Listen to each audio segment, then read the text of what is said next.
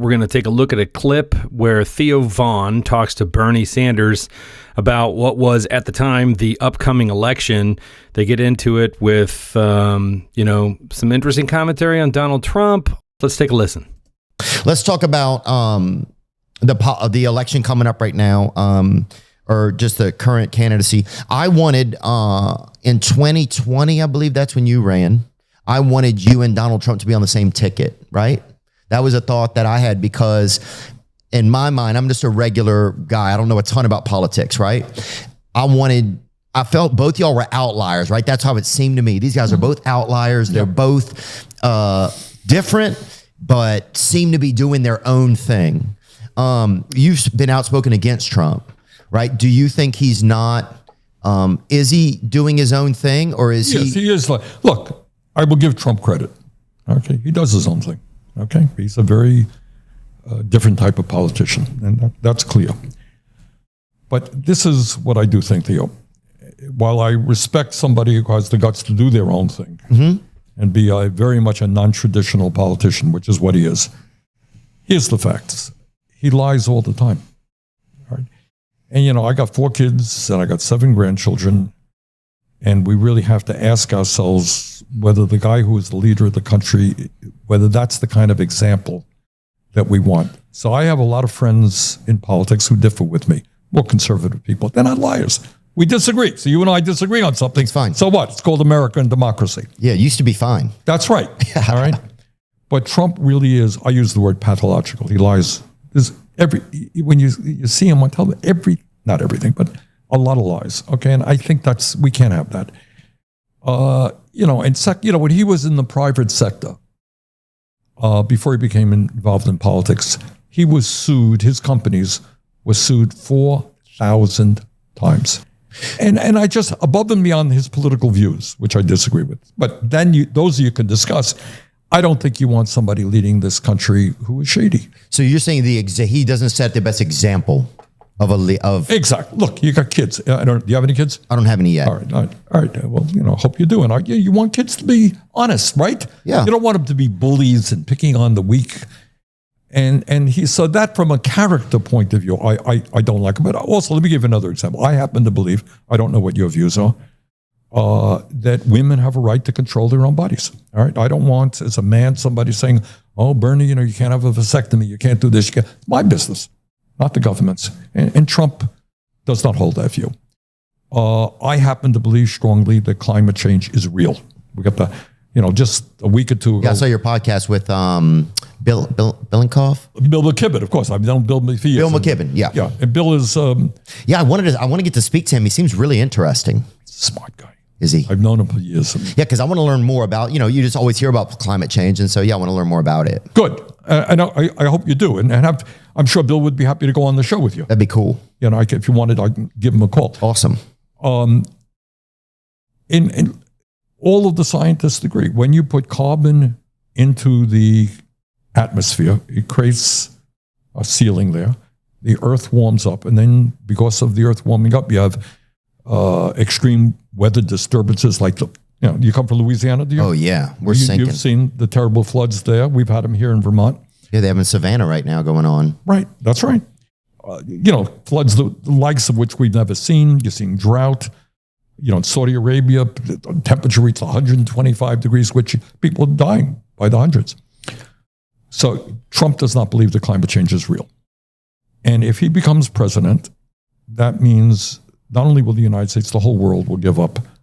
And I don't know what this planet is going to look like in, 10, 15 years. And do you say that because America is really the leader of the forefront of looking out for climate change? Yep. Oh, okay. We're the largest economy in the world. Right. Now, China is a bigger polluter than we are right now. Oh, yeah, dude. They all smoke, too. A lot of Chinese people. Yeah, that kid that smokes on that bicycle or whatever, he's smoking like 11 cigarettes. Right. But if we say, hey, the hell with it, then other countries are going to, because it's a global problem. Right. Then everybody's going to be like, oh, you got everybody backs off. And then I don't know what this planet, you talk about floods, it's going to get worse and worse. Heat waves, worse, drought, worse, migrations. There are millions, hundreds of millions of people, little farmers in poor countries. They can't farm anymore. Yeah. Okay. So I disagree with Trump on that. So those are some of the reasons why, I'm strongly against him. Those are important issues. I would just want to fill in here one more time, too, is that Bernie's being very polite and nice about this, but Trump isn't just like, a kind of a brash or dishonest. He's a convicted felon by a jury of his peers found guilty on all 34 counts. It's not, that's not the deep state. That's the legal system and a jury that his lawyers had a hand in picking. Unanimous. He's a felon. No, certainly, yeah. And I don't think it's like everybody can have their own thoughts on different issues. And do you see why people like him? I do. Because he's very disarming. He gets up there and he says whatever the hell he wants. Yeah. He is not. Yeah, he doesn't seem like he's by the book. That was a thing. He is not by the book. Right. And so that's something the same as you. It's like he's speaking for, it feels like they're speaking for themselves, right? Whether you agree with maybe what they believe what they're saying. And that, I think, comes through. I think you're right. Clearly to people. I think, he's certainly unusual. Gets up there and he rants and he does his thing, and he's not necessarily, I'm sure his advisors go crazy, but he's not reading off, he doesn't have 14. Kid Rock is one of his advisors, And look, I love Kid Rock, but I don't know if every advice, every advice of his is the best, but now some of it is, that's for sure, but some of it may not. You're right. And a lot of these politicians have 18 different consultants. You can't use that word. You can't say that, and he's not like that. Miserable. He's not like that. Right. And people find that appealing. I get it. But, again, I don't think you could have a pathological liar or somebody who doesn't believe in women have the right to control their bodies, who doesn't believe in climate change. I think that's bad. And by the way, I'm not quite so sure how much he believes in democracy as well. Yeah. Well, and look, yeah, that's how you feel, and it's important. It's not, Theo, it's not just how Bernie Sanders feels. It's what we saw when he tried to overturn the legitimate election results. And you've always had your own feelings, and I appreciate you always having them and sharing what they are. Did you feel like whenever the people tried to assassinate, did you think it was deeper than that? Or do you think it was just some Reddit jockey just on First of all, it was horrible. I mean, I disagree with Trump on everything, but the idea of people assassinating Trump or anybody else is...